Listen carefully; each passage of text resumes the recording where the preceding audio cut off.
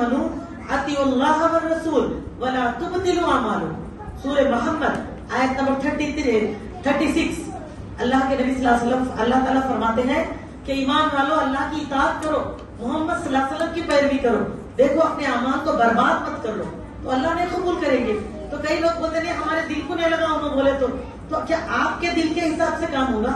अगर आप बीमार पड़ते हैं मेरी बहनों और डॉक्टर आपको कोई परहेज बता दे और कोई दवाई बता दे, एक बड़ा इतना बड़ा कैप्सूल है, डॉक्टर बोले 3 टाइम 3 खाना, एक छोटी सी गोली है बोले हाफ खाओ डेली, तो आप कभी ये बोलते कि इतना बड़ा टैबलेट 3 टाइम खाना, बोले मेरे दिल को इतने लगा, इतनी छोटी गोली आधी खाना कर दे तो मेरा दिल बोला ये 3 खा लेती हूँ, वो 1 ही खाती हूँ। करते कभी ऐसे? पीछे तक हमारी आवाज अच्छी आ रही ना? बताइए कभी ऐसे किया हमने? क्यों नहीं किया?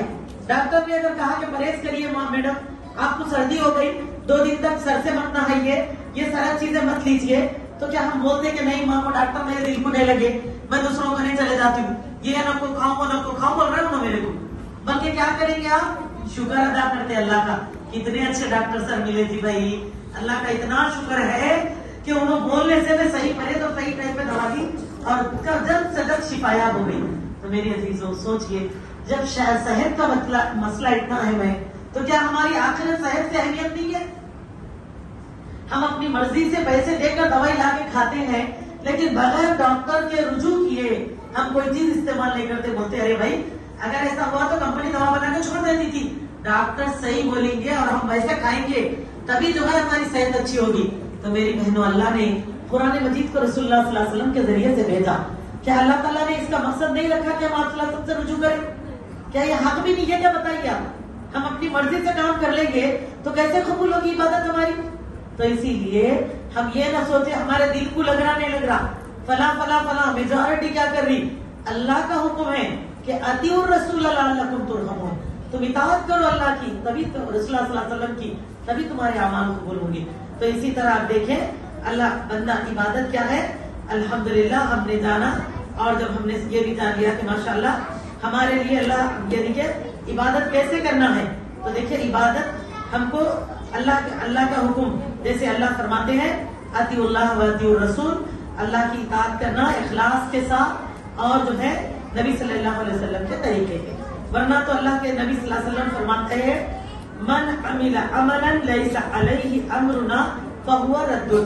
सहीह मुस्लिम फरमाया कि जो शख्स भी ऐसा अमल करे जिस पर हमारा अमर नहीं तो वो मरदूद है, वो अल्लाह के पास काबिल कबूल नहीं है। अल्लाह ने भी फरमा दिया, सूरह मोहम्मद की आयत लिख ली ना आप लोगों ने, फिर दलील पे हदीस भी लिख लीजिए इसको, सहीह मुस्लिम की हदीस, कि अगर कोई काम हम कितना ही पैसा खर्चा करके करो, हम रात भर सजदे में पड़े रहो, अगर हम कोई काम कितनी जिस्म में मशक्कत ले लो, लेकिन वो काम मोहम्मद सल्लल्लाहु अलैहि वसल्लम के तरीके पे नहीं होगा, एक अल्लाह के इखलास अल्लाह की रजा के लिए, दूसरा नबी सल्लल्लाहु अलैहि वसल्लम के तरीके पर, अगर ऐसा नहीं होगा तो हमारा वो काम अल्लाह ताला के पास कबूल नहीं होगा। ये खुद अल्लाह सुब्हानहू व तआला और मोहम्मद सल्लल्लाहु अलैहि वसल्लम फरमाते हैं। तो मेरी अजीजों अब आइए देखते हैं अल्हम्दुलिल्लाह हम इस तरह से के और इबादत यानी कि किस तरह से करनी चाहिए। अल्लाह के रसूल सल्लल्लाहु अलैहि वसल्लम ने ये भी फरमाया, जब तुम इबादत करो तो खौफ और तमा के साथ करो, अल्लाह से डर और अजर की उम्मीद के साथ हमको इबादत का एहतमाम करना चाहिए। अल्हम्दुलिल्लाह जैसे कि अल्लाह ताला सूरह मोहम्मद इसी आयत नंबर 16 में फरमाते हैं, ये फरमाते हैं आयत नंबर 16 में कि यदऊना रब्बहुम खौफन व तमअन, कि तुम अपने रब को पुकारो खौफ और उम्मीद के साथ, अल्लाह से उम्मीद, अल्लाह से आपका यानी कि दुआए कबूलियत की उम्मीद, पाने की उम्मीद और यकीन के साथ अल्लाह ताला को अल्लाह से इबादत करनी चाहिए। और इसी तरह जैसे कि अल्लाह के रसूल सल्लल्लाहु अलैहि वसल्लम फरमाते हैं, इसकी ज़िमन में एक हदीस भी लिख लीजिए, सही रावा अबू दाऊद से है ये हदीस, आप सल्लल्लाहु अलैहि वसल्लम फरमाते हैं अस्अलुल्लाहुल जन्नता व अऊज़ु बिही मिनन नार, मैं अल्लाह से जन्नत का सवाल करता हूँ और आग से इसकी पनाह मांगता हूँ। इस तरह जैसे अल्लाह के नबी सल्लल्लाहु अलैहि वसल्लम फरमाते मैं अल्लाह से सवाल करता हूँ इस चीज का। तो मेरी अजीजों इसी तरह हमको यानी कि देखिए जन्नत का सवाल भी कर रहे हैं, आग से पनाह भी मांग रहे हैं, डर रहे ना वो चीज से, तो अल्लाह से बचाने के लिए दुआ की गई, और जो चीज पाना चाह रहे अल्लाह से मांगी जा रही है। तो इसके साथ साथ उसी हिसाब से अमल भी होना कि हम आखिरत के नुकसान से डरते हुए کامیابی کو پانے کی تمنا میں نیک عمل کرنا چاہیے. بس اسی لیے کوئی بھی کام کرے تو صرف اللہ کی رضا اور اللہ کو دکھانے کرنا چاہیے. اور میری بہنوں سوال نمبر 5 بھی لکھ لیجیے. عبادت میں یعنی کہ آپ صلی اللہ علیہ وسلم نے ایک بات اور بھی فرمائی ہے کہ جب تم عبادت کرو تو ایسے کرو کہ تم اللہ کو دیکھ رہے ہو. اگر یہ نہیں تو یہ ضرور خیال رکھو کہ اللہ تمہیں دیکھ رہے ہیں. یہ بہت ہی ضروری. اس حدیث کو مسلم نے روایت کیا ہے کہ اللہ کے نبی صلی اللہ علیہ وسلم کا فرمان ہے. اب میری بہنوں دلیل میں ایک آیت بھی لکھ لیجیے. سورہ شورا کی آیت میں لکھیے.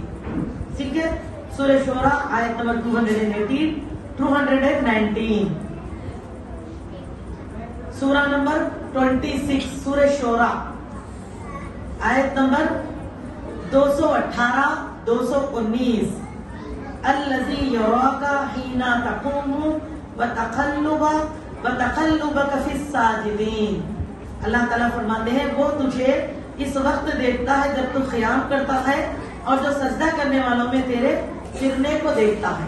تو اللہ کی نظر ہمیشہ ہم پر ہے. اسی لیے کبھی بھی کوئی عبادت کرے تو اس یقین کے ساتھ کریے کہ اللہ ہمیں دیکھ رہے, اللہ کے آگے کھڑے ہیں. خواہ کہ ہماری محفل زندگی کیوں نہ ہو, صدقہ خیرات چھوٹی بڑی ہر نیکی الحمدللہ. تو چلیے ماشاءاللہ ابھی 5 منٹس ہے تو میں اس میں آپ کو توحید کے اقسام بھی پڑھا دیتی ہوں آج انشاءاللہ.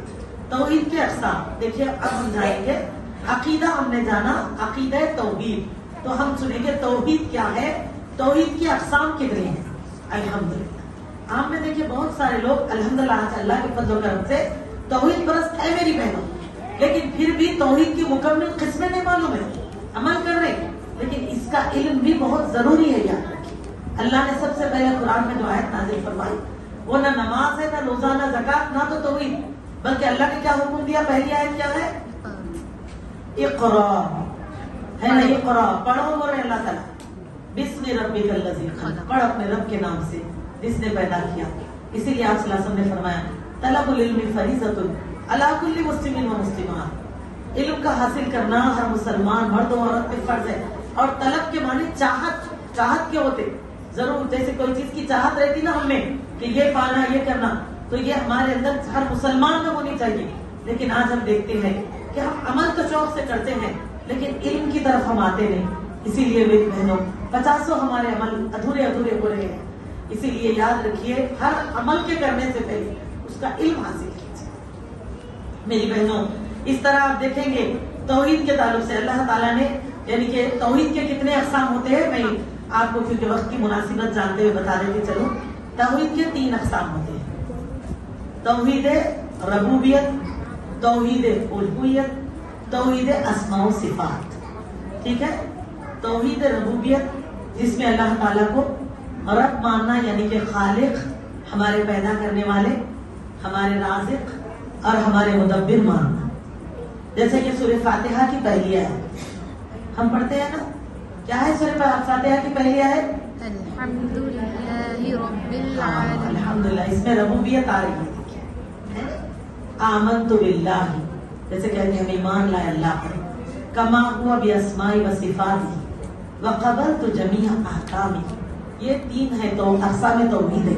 عام طور پہ نورانی قاعدے کے پیچھے میں ابھی سبھی لوگوں نے پڑھا ہے نا, قاعدے کے پیچھے میں آپ دیکھیے آپ کو یہ ملے گا انشاءاللہ تعالیٰ کہ جس میں آپ ایمان مجمل بول کر پڑھتے ہیں.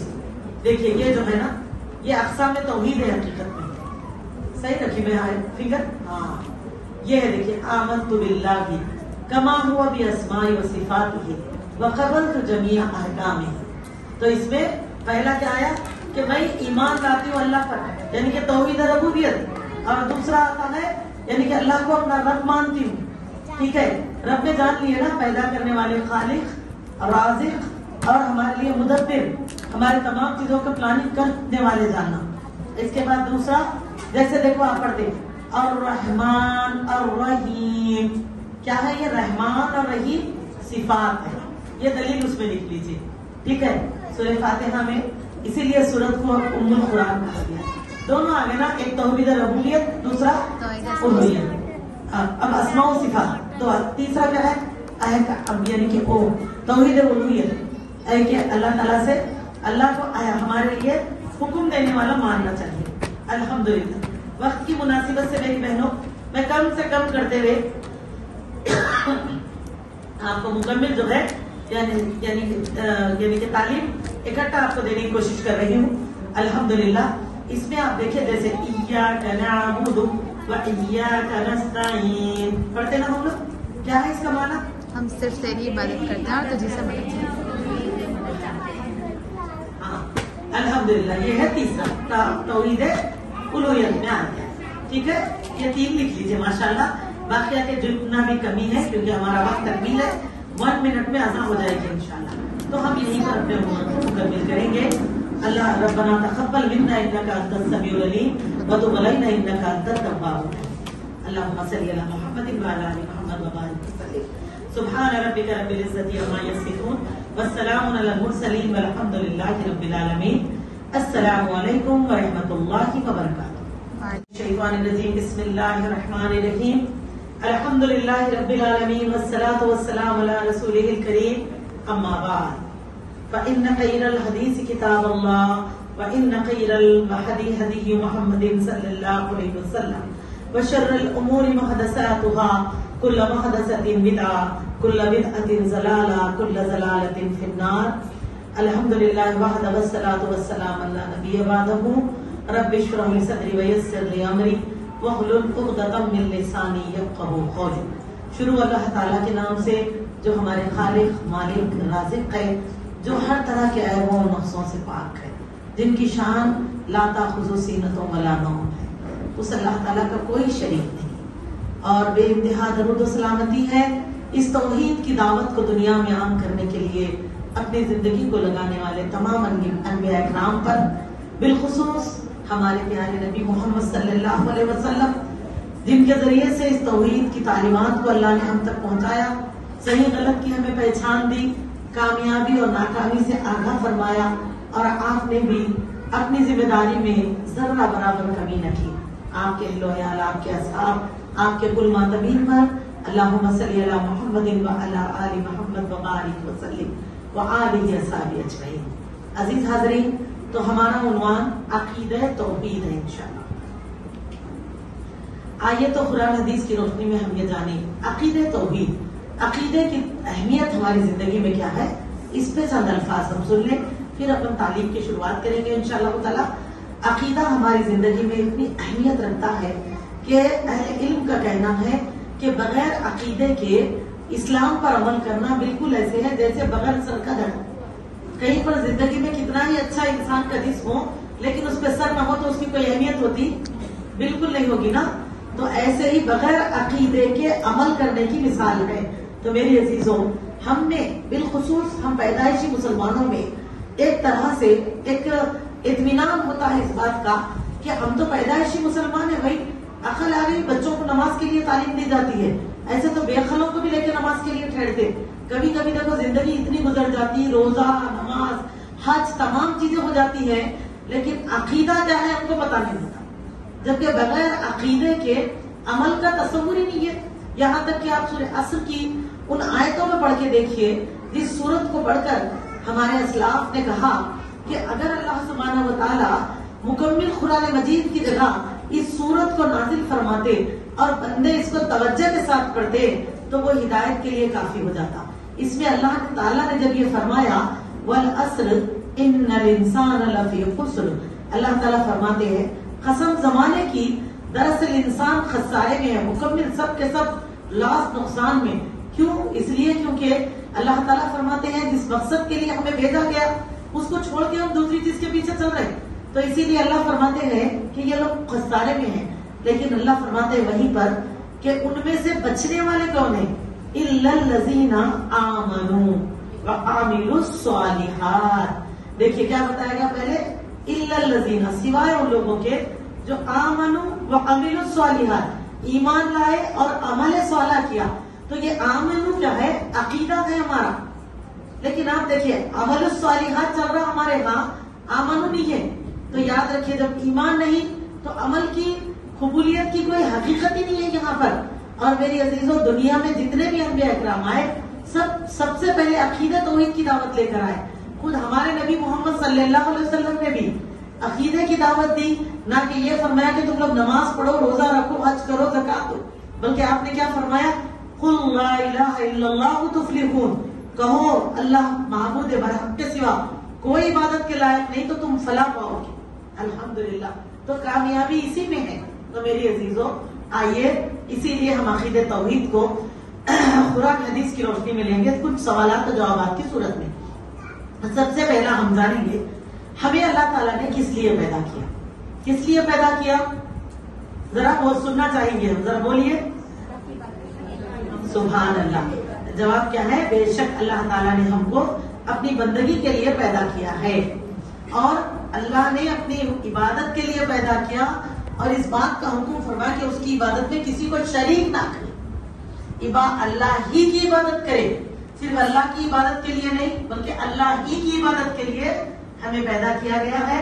اور اس پر دلیل ہے، آپ لکھ لیجئے سورہ ذاریات سورہ نمبر 51 آیت نمبر 56، وَمَا خَلَقْتُ الْجِنَّ وَالْإِنسَ إِلَّا لِيَعْبُدُونَ، اللہ فرماتے اور نہیں میں نے پیدا کیا کسی جن و انس کو مگر میری عبادت کے لیے۔ دیکھیے مکمل آیت آپ لوگ، کیونکہ اپنے ہاں جو ہے تھوڑا لیٹ شروع ہونے سے آج کا پروگرام، ہمارے ہاں وقت کی بہت کمی ہے، ہاف این آور میں 1 آور کے پروگرام کو تکمیل کرنا ہے مجھے، تو ایسے کریے آپ لوگ کو آیت نمبر اور حدیث نمبر بتا دیا جائے گا، آپ لوگ قرآن سے لکھنا، اس کو ٹک کریے انشاءاللہ، ٹھیک ہے؟ اور ایک دن میں بائی ہارٹ تو آپ لوگ کر نہیں سکیں گے، ہمیشہ ذخیرہ بنا کے رکھیے، اور انشاءاللہ اگر کوئی اس میں لیں گے بھی ہم لوگ تو آیت نمبر بول بھی دیے تو آپ لوگوں کے لیے جواب کافی ہو جائے گا انشاءاللہ۔ ترجمہ ذہن نشین کریے کل تک کے لیے انشاءاللہ، ٹھیک ہے؟ پوری زندگی کے لیے ان آیتوں کو ذہن نشین کر لیجیے، ٹھیک ہے؟ جزاک اللہ ماں۔ تو اللہ کیا فرماتے ہیں؟ اور میں نے کیا فرمایا؟ اور نہیں میں نے پیدا کیا، تو اس سے کیا بتایا جا رہا ہے؟ جب کبھی دیکھیں دنیا میں اگر کوئی چیز جس کی ذمہ داری ہم کسی کو دیں اور وہ اگر اس سے خلاف چلے جائے تو ہم جب کیا کرتے ہیں؟ ڈانٹ کے بولتے ہیں یہ کیوں کر رہی، اس کے لیے تمہیں تھوڑے نہ بولا گیا؟ تو کیونکہ میری بہنوں اللہ نے اتنے انبیاؤں کو بھیجا دنیا میں، اتنی کتابوں کو، لیکن پھر بھی بار بار انسان اللہ کو چھوڑ کر دوسروں کی بندگی میں لگنے لگے، تو اللہ فرماتے ہیں آخری کلام میں وَمَا خَلَقْتُ الْجِنَّ وَالْإِنسَ إِلَّا لِيَعْبُدُونَ، نہیں پیدا کیا میں نے کسی جن اور انس کو مگر میری عبادت کے لیے۔ اور اللہ کے رسول صلی اللہ علیہ وسلم فرماتے ہیں، حدیث بخاری مسلم متفق علیہ، حق اللہ علی العباد ان یعبدوہ ولا یشرک بہ شیئا، اللہ تعالیٰ کیا فرماتے ہیں؟ اللہ تعالیٰ کا بندوں کے اوپر اللہ کا یہ حق ہے کہ اس کی عبادت کرے اور اس میں کسی کو شریک نہ کرے۔ اب میری بہنوں، جب اللہ نے ہمیں عبادت کے لیے پیدا کیا تو عبادت ہے کیا یہ بھی معلوم ہونا ضروری ہے۔ عبادت ہے کیا پتہ نہ ہونے سے کسی نے، دیکھو کوئی ایسے رہتے جو رمضان کے روزوں کو عبادت سمجھے تو ایسا روزوں کا اہتمام کرتے ہیں، ایک روزہ مس نہیں کرتے بیچارے، لیکن جب نماز رمضان چلے جاتا تو نمازوں کو پلٹ کے بھی نہیں دیکھتے، تو ان کے حساب سے روزے کیا ہے؟ عبادت ہے، نماز نہیں سمجھتے۔ اسی طرح دیکھیے کوئی لوگ نماز کے بھی پابند، تہجد گزار بھی ہوتے ہیں فرائض کے ساتھ، روزوں کا اچھا اہتمام کرتے، عمروں کو جاتے لیکن زکات نہیں دیتے، تو ان کے حساب سے کیا ہے؟ نہیں دیے تو بھی چلتا، یہ عبادت کرو میرے لیے تو یہ عبادت ہے۔ تو اسی لیے عبادت ہے کیا یہ بھی آپ کو اللہ تعالیٰ سے اور محمد صلی اللہ علیہ وسلم سے جڑ کر جانا ہے، تبھی ہم سب کی عبادت صحیح ہوگی اور جو اللہ کہتے ہیں وہ عبادت کریں گے۔ تو آئیے جانتے ہیں دوسرے سوال کہ عبادت کیا ہے۔ میری بہنوں، عبادت ان تمام اقوال و افعال کا نام ہے۔ اقوال یعنی کہ زبان سے جو بولتے نا، قول کی جمع اقوال ہوتے ہیں یعنی کہ بولنا، دیگر افعال فعل کی جمع ہے افعال، اس کا معنی ہوتا ہے کام کرنا۔ تو تمام اقوال و افعال کا نام ہے جن سے اللہ تعالیٰ محبت کرتے ہیں۔ فار ایگزامپل مثلا نماز، قربانی، یہ دیگر تمام کام، اللہ کا ذکر کرنا، ہر چیز اللہ کی جتنی بھی عبادتیں انشاءاللہ ہم جانیں گے۔ اللہ تعالیٰ نے جس کے لیے فرمایا، دیکھیے یہ آیت بہت پیاری ہے، بہترین دلیل اس پر کہ جس میں اللہ فرماتے ہیں، سورہ انعام کی آیت ہے، دیکھیے سورہ نمبر 6 آیت نمبر 162، اللہ تعالیٰ فرماتے ہیں، قل کہہ دیجئے، نبی صلی اللہ علیہ وسلم کو فرمایا جا رہا، راست آپ سے پوری امت کو یہ اللہ کا حکم آ گیا، ہم سب کے لیے اللہ فرماتے ہیں، قل کہہ دیجئے نبی صلی اللہ علیہ وسلم اپنی امت سے، کیا کہہ دیجئے؟ ان الصلاۃ، کہ بے شک میری نماز، کیا فرمایا؟ ونسکی، ومحیایا ومماتی ونسکی، اور میری قربانی، ومحیایا اور میری زندگی، ومماتی اور میری موت، للہ رب العالمین، سب کچھ اللہ رب العالمین کے لیے. تو اس میں ہماری پوری زندگی آ گئی ماں. اس کے اندر کوئی خاص چیز نہیں ہے کہ نماز روزہ حج زکات اللہ کے لیے کر لیں اور باقیہ کے کام ہم جو ہے دنیا کے حساب سے کریں. جیسے کہ آج مسلمانوں کا شیوا چل رہا ہے، شادی کریں گے تو پاکستانی ٹرینڈ میں آج کل چل رہا نہیں، گھر سے منڈکوں میں آ رہے، کبھی کبھی تو ہم بھی منڈک میں نہ جائیں، بغیر بینڈ کے شادی نہیں، بغیر مووی کے شادی نہیں، برتھ ڈے کی کچھ بھی بولو برتھ ڈے چھوڑنے تیار نہیں، میرج اینیورسری نہیں کرے بولتے اللہ آپ کو میرج اینیورسری نہیں کرتے آپ کے شوہر، میرے پاس تو اس کے بغیر چلتا ہی نہیں. Birth day shower baby shower لے رہے مسلمان کہتے ہیں، لیکن ہم عبادت کرتے ہیں اللہ کی. تو دیکھا حقیقت کیا ہے. اللہ نے فرمایا نبی صلی اللہ علیہ وسلم کہہ دو کہ میرا جینا میرا مرنا سب کچھ اللہ رب العالمین. تو یہ ہے عبادت کہ ہمارے گود سے گوڑ تک کی پوری زندگی اللہ کی فرما برداری ہو. تو ضرورت بھی عبادت بن جاتی ہے میری بہنوں. دیکھا جیسے مثال کے طور پہ ہم جو سوچتے ہیں نماز روزہ حج زکات، لیکن میں آپ سے پوچھوں کیا نکاح کرنا عبادت ہے یا ضرورت ہے؟ نکاح ضرورت ہے یا عبادت ہے؟ الحمدللہ عبادت ہے. آپ کا ہم انشاءاللہ دیکھیں، اسی لیے ہم اس چیز کے یہ پروگرام کے لیے تو ہم حق میں بہت زیادہ اللہ کے شکر گزار ہوئے، کیونکہ ایسے چیزوں کے بہانے ہم لوگ پورا دین سیکھیں گے انشاءاللہ. دیکھو نکاح عبادت ہے. اللہ کے رسول صلی اللہ علیہ وسلم نے کیا فرمایا؟ النکاح من سنتی ومن رغب عن سنتی فلیس منی. نکاح میری سنت ہے، جو اس سے منہ مردانی کرے وہ میری امت میں سے نہیں. اور نکاح کے لیے کیا بولا گیا؟ جس سے نکاح کرتے ہیں اس سے تمہارا آدھا دین تکمیل ہوتا ہے. تو آدھے دین کی تکمیل تو مطلب عبادت سے ہوگی نا ماں. تو دیکھیے عبادت اگر کرنا ہے تو پھر کیا کرنا ہے یہ بھی جاننا چاہیے. ہم اپنی مرضی نہیں رکھ سکتے. اسی طرح ہر چیز، ہاں کچھ ضروریات بھی ہے، لیکن جب ہم اس کو بھی نبی صلی اللہ علیہ وسلم کے طریقے پہ کریں گے تو عبادت بن جاتی ہے. جیسے اب آپ دیکھیے کھانا کھانا عبادت ہے ضرورت ہے؟ ضرورت ہے. کریکٹ بولے آپ ماشاء اللہ.